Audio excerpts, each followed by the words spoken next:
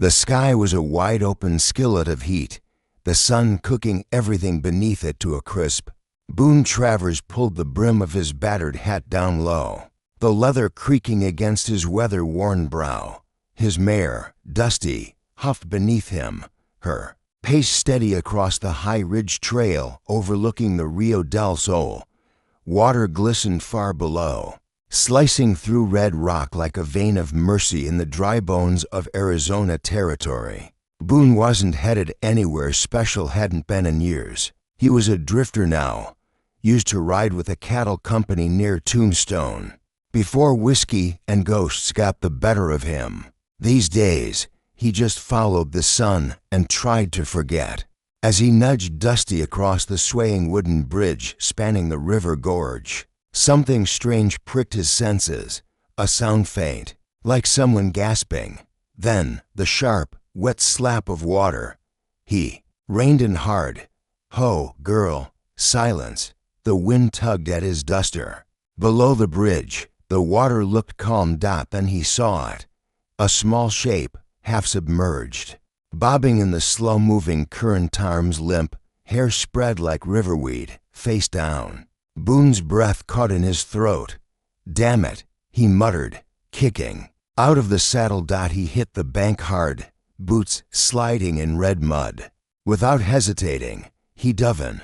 The water was colder than expected, shocking his bones. But he pushed through it, arms slicing, breath ragged. He reached the boy and rolled him over. A child, no more than 8 or 9. Pale skin, lips blue, ribs sharp beneath a soaked shirt. Boone hooked his arm around the boy's chest and kicked toward the rocks.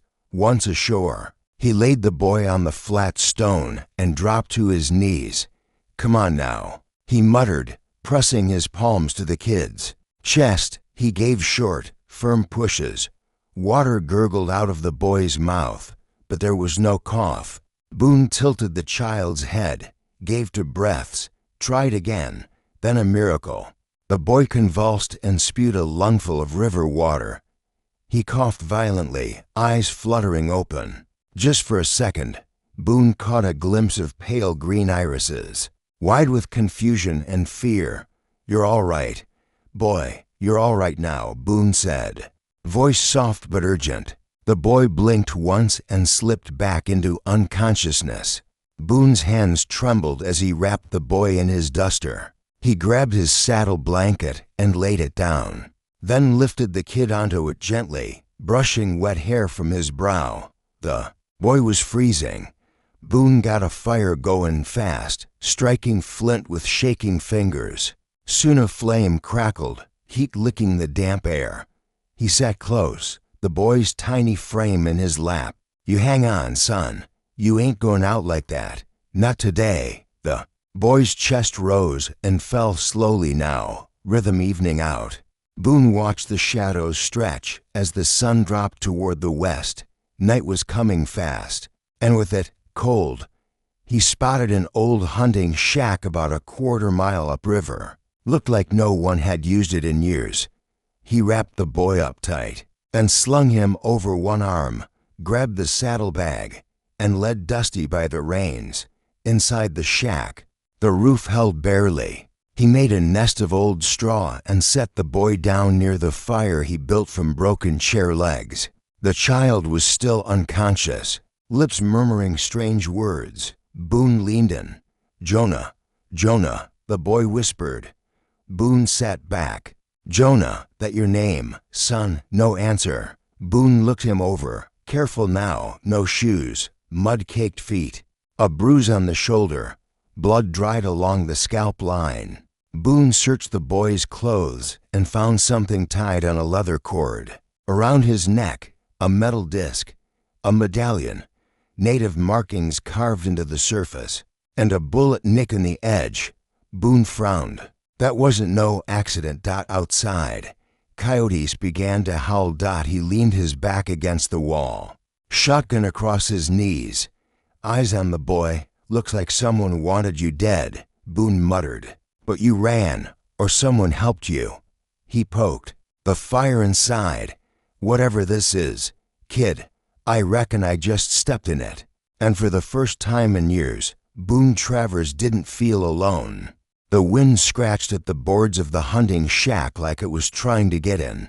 Boone Travers sat by the fire, eyes fixed on the boy wrapped in his coat, his tiny chest rising and falling like a leaf caught in a breeze. Every so often, the boy's lips moved quiet murmurs, fragments of dreams or memories. Mostly, though, he was still. Boone stirred the fire, feeding it bits of dry wood and broken furniture. The shack smelled of old animal pelts and forgotten years. Dusty, his mare, stood tied outside under the lean-to, silent except for the occasional snort. The boy hadn't spoken again since whispering that single word, Jonah. It echoed in Boone's mind, haunting as a church bell at a funeral. He didn't know if that was the boy's name, his brother's, or maybe just a last thought before he passed out. But Boone clung to it like a trail sign. "You got folks out there?" Boone asked softly, even though the boy couldn't hear him. "Someone who's looking for you." No answer. Just the soft hiss of wind against the stone hearth. Boone stood and walked outside, letting the cold slap his face. He needed the air. The river below still ran smooth and glassy, but the skies above it had changed. Dark clouds were building on the horizon, the kind that rolled in fast and loud. A storm was coming, and it'd be a hard one.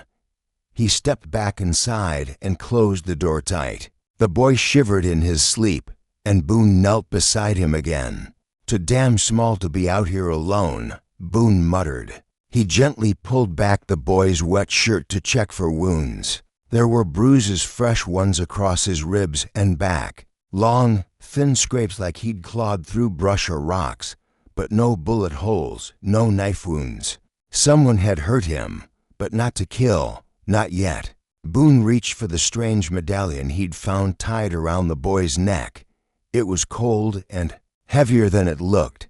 The carvings on it weren't just decorative, they meant something.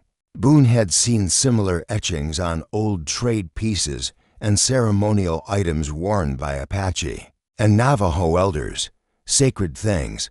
This wasn't some trinket a child would wear for fun. And then there was the hook lean through one edge, like a bullet had grazed it. Boone rubbed the stubble on his jaw. "You're carrying secrets, boy." He didn't ask why he cared. He knew why. Years back, his own boy, Elijah, had been about the same age when scarlet fever took him. That winter had never left Boone's bones. This boy, whoever he was, had opened a wound Boone thought long since scarred over. The wind howled louder now, and Boone braced the windows with old boards. Then he pulled out his saddlebag, dug through, until he found a flask of whiskey and a small tin of willow bark and pine salve. He poured a few drops of whiskey between the boy's lips, careful not to spill. The boy coughed, weak but real. His eyes fluttered again. "Easy now," Boone whispered. The boy blinked, looked around. Dazed, when he focused on Boone's face, his pupils shrank in fear. He tried to scoot back, but his limbs wouldn't cooperate. "You're all right," Boone said calmly. "Ain't gonna hurt you." The boy's voice cracked like dry wood. "Where's Mama?" Boone's heart sank. "I don't know, son. Found you floating in the river. No one else around." Tears welled in the boy's eyes. He clutched the medallion instinctively. "They shot Mama." They were yelling. "Horses." Then he passed out again. Boone exhaled through his nose hard. So there'd been violence. Maybe outlaws. Maybe worse. That medallion might have been the reason. He turned toward the fire, eyes narrowed. Tomorrow, he'd ride upriver, try to track where the boy had come from. There'd be signs, hoofprints, wagon ruts, maybe even bodies. Boone wasn't sure what he'd find, but he couldn't ignore it. Not now. Not with the storm rolling in and the boy trembling in his coat. He touched the brim of his hat and whispered to the sleeping child, "I don't know who you are, Jonah, but I swear whoever did this to you, I'm gonna find out." The wind screamed against the shack. But Boone stayed still as stone, shotgun across his lap, guarding a boy whose name might not even be Jonah but who'd become Boone's reason to keep breathing. By first light, Boone Travers had a plan, and it didn't involve waiting. The boy Jonah, he guessed, was still asleep, his small body wrapped in Boone's coat near the dying fire. His fever had cooled a bit during the night, but his breathing remained shallow. Whatever had happened upriver hadn't just driven him into the water. It had nearly killed him. Boone fed Dusty and packed only what he needed: jerky, canteen, rifle, and his gut instinct. He left the boy a water skin beside the fire and tucked a note under the blanket. "I'll be back by sundown. Stay put, Boone." He wasn't sure the kid could read, but it made Boone feel better anyway. The trail upriver was quiet to quiet. No birdsong, no rabbits darting across the underbrush. The river glided along like it didn't know it had carried a boy nearly to his grave the day before. Boone rode slow, eyes sharp, heart heavier than he liked.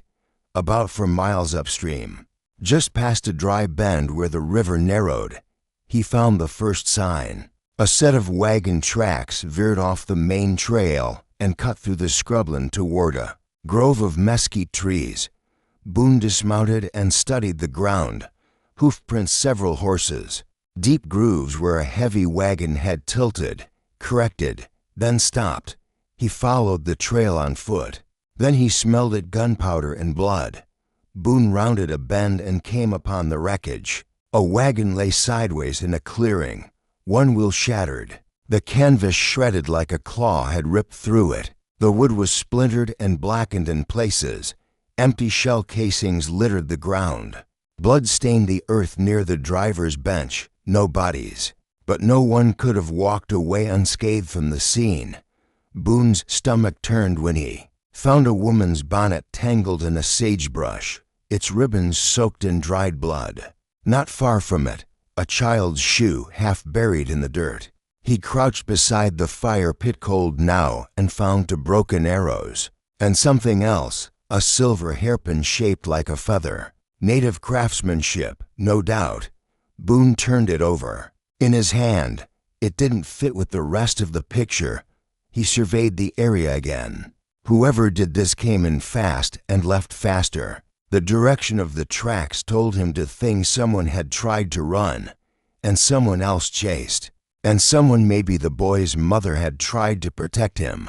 That medallion wasn't just decoration. It was a warning, or a key. Boone's fingers curled into a fist.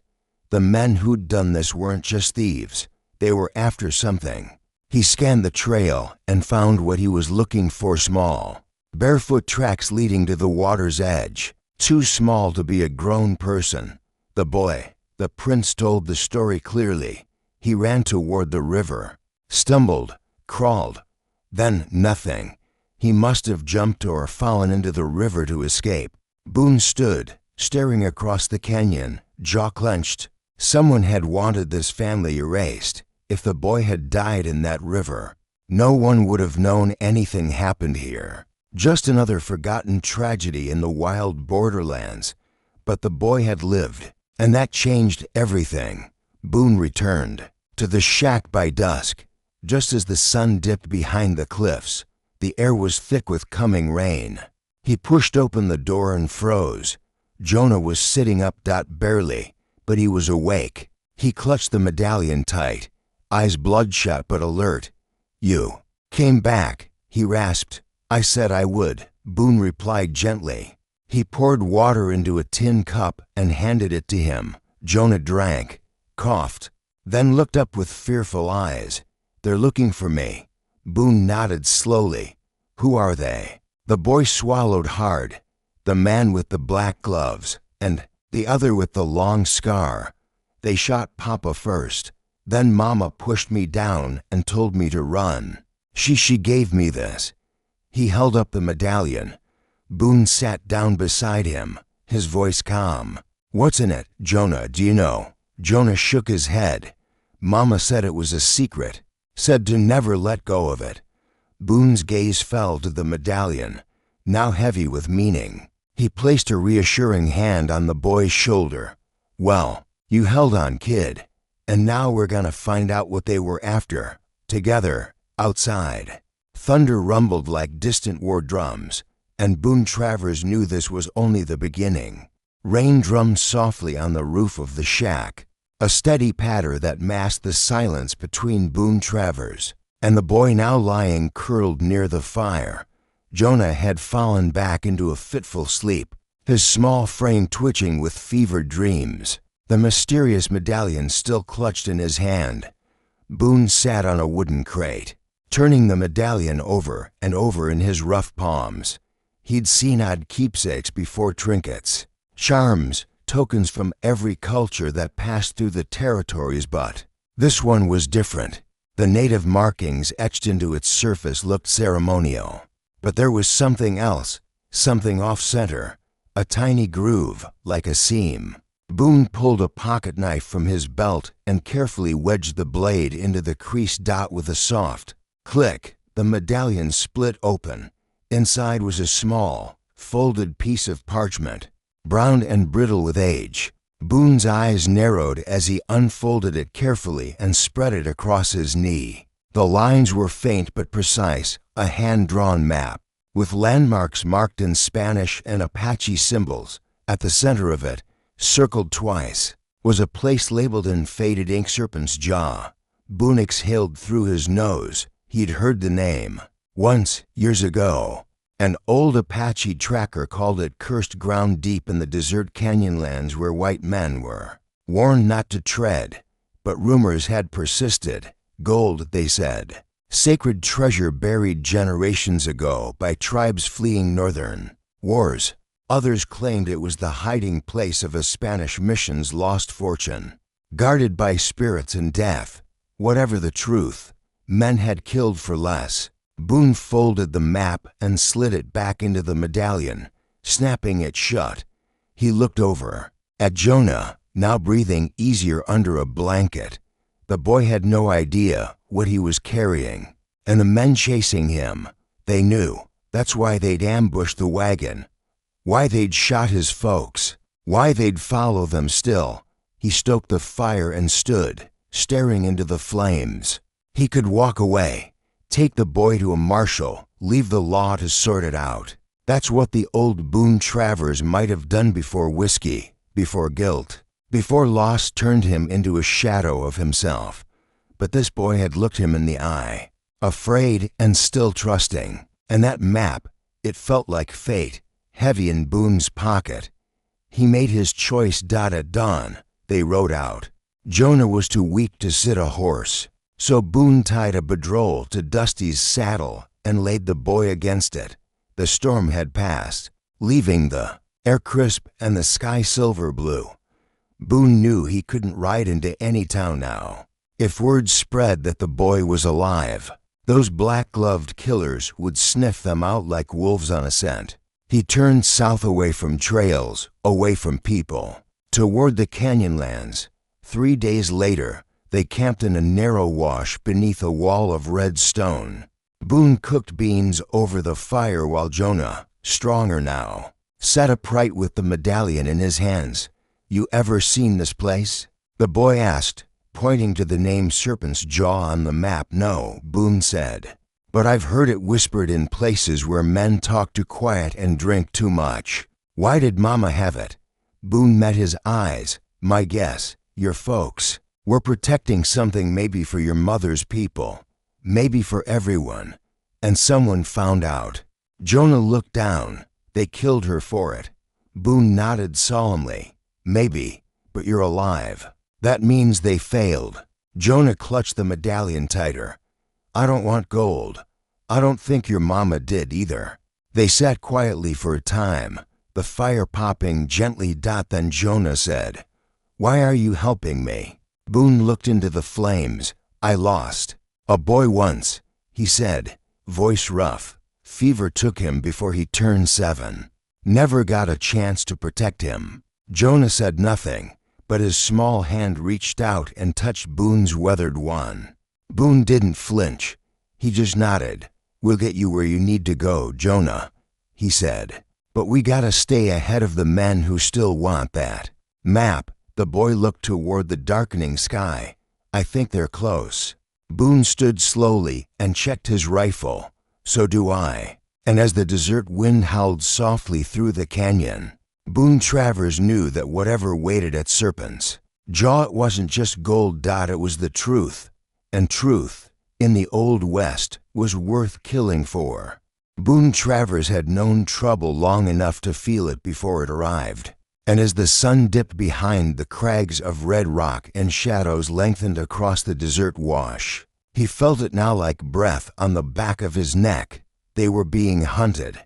He and Jonah had traveled 2 more days, deeper into the canyonlands.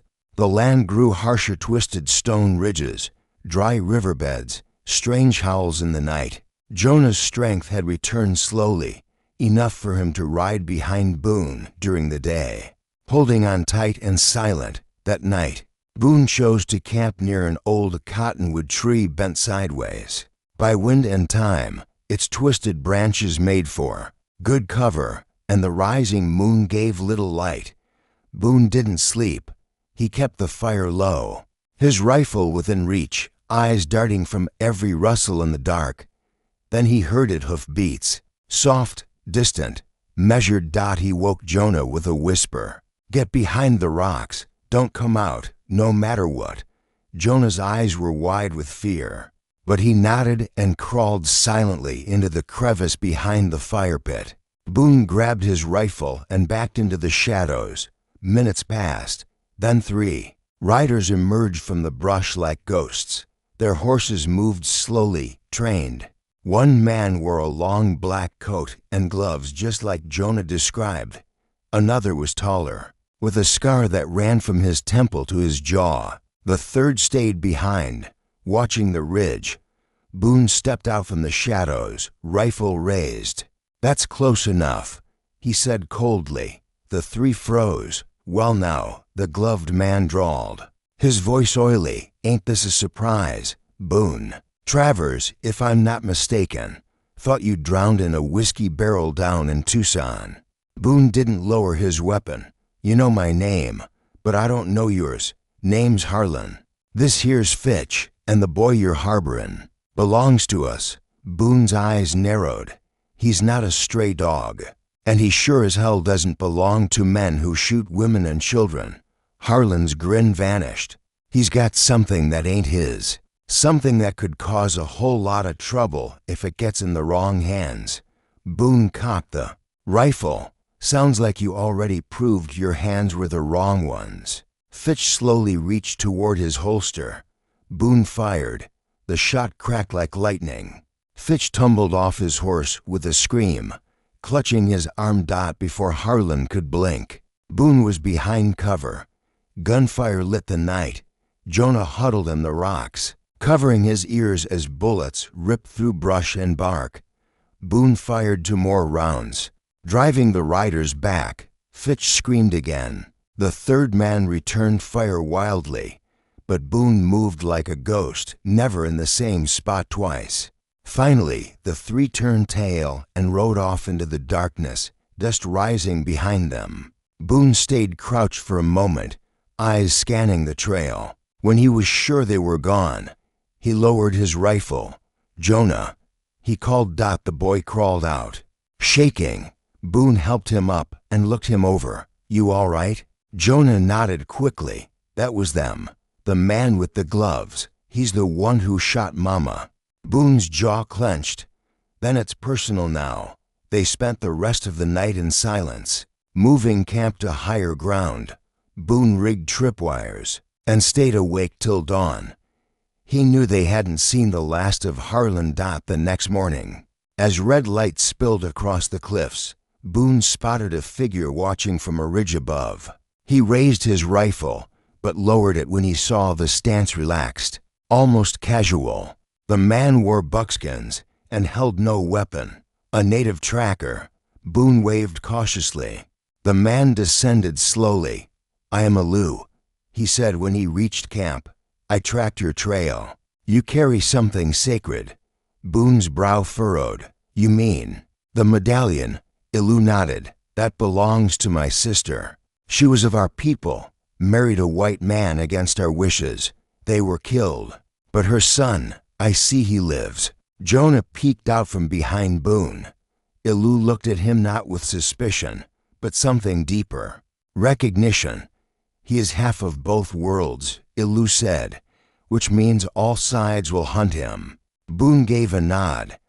Then we best make sure they don't find him. Ilu's eyes flit to the horizon. If you ride to Serpent's Jaw, I will guide you. But you must understand what lies there is not gold. It is burden. History. Boone glanced at Jonah. Then let's carry it together.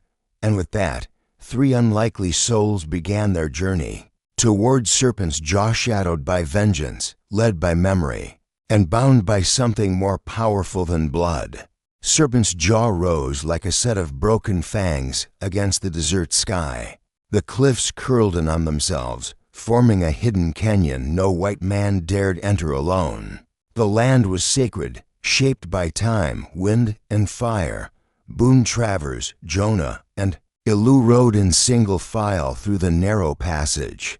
Each step of their horses echoing against the stone. Ilu guided them with quiet purpose. His gaze rarely left the walls around them. This place remembers everything, he said softly. Every drop of blood, every broken promise. Speak only what you must. Boone gave a quiet nod. Jonah rode with him, the boy's arms wrapped around his waist. The map and the medallion had led them here, just as Boone feared it would. Not to treasure, but to something older, heavier. They reached a dead end, a high stone shelf with a symbol carved into its center. A snake curled around a sun. Ilu dismounted and pressed his palm to the carving. A soft groan of stone echoed. As a narrow passage opened in the rock, your answers lie beyond, he said. Boone and Jonah followed him inside. The air grew colder as they descended into the earth. Torches dry, ancient, were still mounted along the walls. Ilu lit one with flint and led them through a winding path until they entered a hidden cavern. There, beneath an outcrop of natural stone, sat for burial mounds, each covered in clay tiles marked with tribal symbols.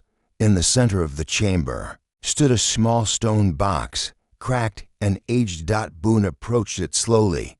Inside was no gold, no jewels. Only a bundle of leather scrolls wrapped in woven cloth and one gleaming Spanish coin. Ilu spoke. This is what my people have guarded for generations. These scrolls hold treaties, maps, and tribal lineage, proof of what was ours before it was taken. The coin was left by a Spanish priest who broke a vow. It reminds us not to trust the shine. Boone swallowed hard. So this is what those men wanted. Ilu nodded. Not for the history, for the claim.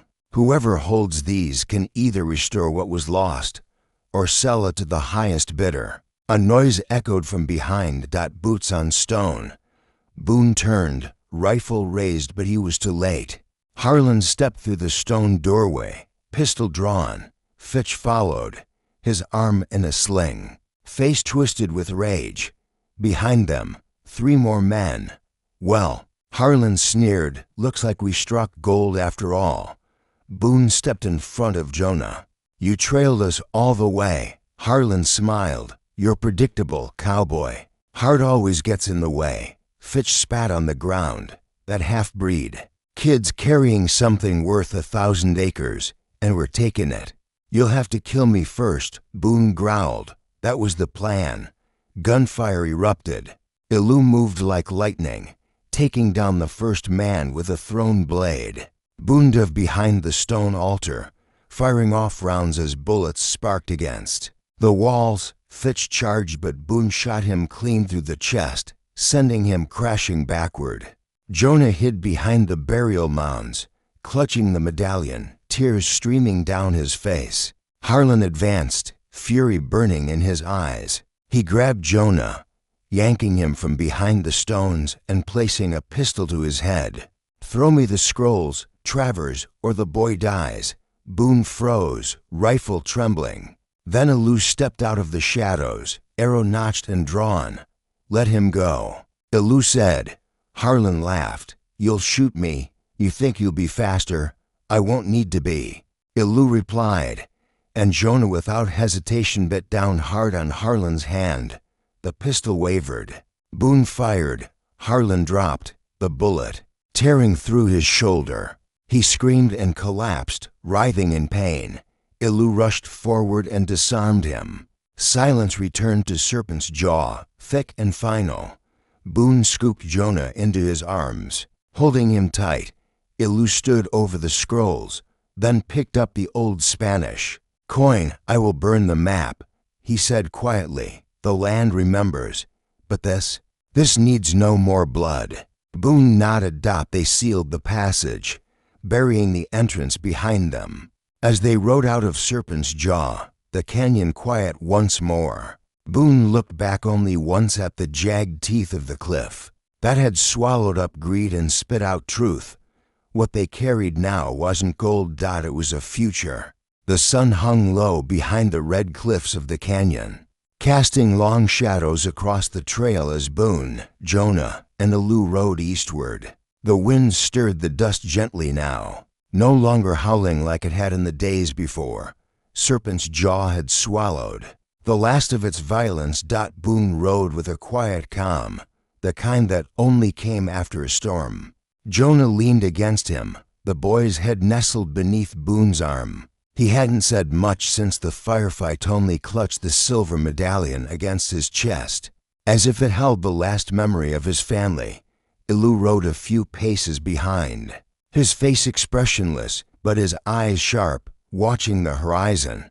They had left the scrolls buried again, deeper this time, beneath stone and earth, with no trail, no map.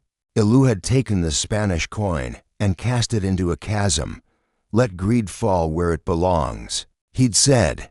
Boone understood. As they crested a hill, the town of Dust Creek shimmered in the distance.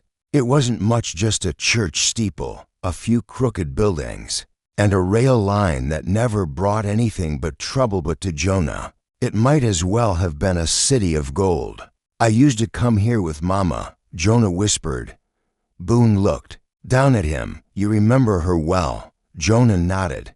"She had red hair like mine, laughed a lot, used to hum a song when she made stew, even when we didn't have much." Boone tightened his grip on the reins. The boy had lost more than a childhood. He'd lost the whole world he knew. At the edge of town, people stopped and stared. Boone was used to that. A lone cowboy riding in with a wounded child and a silent native tracker wasn't something Dust Creek saw every day. Sheriff Merton stepped out from the jailhouse porch, resting a hand on his belt. He was a broad man with gray in his beard and suspicion in his eyes. "Well, I'll be," Merton muttered. "Boone Travers, thought you were dead in Kansas." Boone swung off the saddle, gently helping Jonah down. "Nearly was. This boy's name is Jonah Rigg. His family's gone. Found him half drowned near Red Hollow, running from men who killed his folks." Merton looked the boy over, then narrowed his eyes. "This about that Spanish coin story? Folks been whisperin' about outlaws searching for some kind of native treasure." Boone shrugged. "That story's over. What matters is this boy gets a chance to start again." The sheriff scratched his beard, then nodded toward Miss Lena's boarding house. "She's got a room, runs a clean place. There's a school, too, if he wants it." Jonah looked up, eyes wide. Boone knelt in front of him. "You don't owe me anything, Jonah, but you got a shot here if you want it. These folks will look after you, and I'll be back. Might not be tomorrow, might not even be next month, but I'll ride back this way soon enough." The boy reached into his coat and pressed the medallion into Boone's hand. "No," Boone said, trying to give it back. "It was never about treasure," Jonah replied softly. "It was about trust, and I trust you." Boone swallowed hard and tucked the medallion into his shirt. "Then I'll carry it till you're ready to take it back." Ilu stepped forward and knelt before the boy. placing a small eagle feather in his hand. "For courage," he said. "You'll need it." Jonah gave him a small smile and nodded as the boy was led into the boarding house by Miss Lena. Boone mounted up beside Alou. The town slowly returned to its rhythm, wagons rolling, folks whispering, the usual dust rising off the street. Boone and Alou turned west, the sun dipping lower behind them. "You think he'll be all right?" Boone asked. Alou nodded. "He survived the river, the bullets, and the canyon. He will survive this too." Boone sighed. "Sometimes I wonder if I pulled him from that river, or if he pulled me out." The two men rode on, silhouettes fading, into the golden dusk, and somewhere behind them, in a quiet room in Dust Creek, Jonah Rigg opened a new chapter of his life with a feather in one hand and the memory of a cowboy who saved him in the other.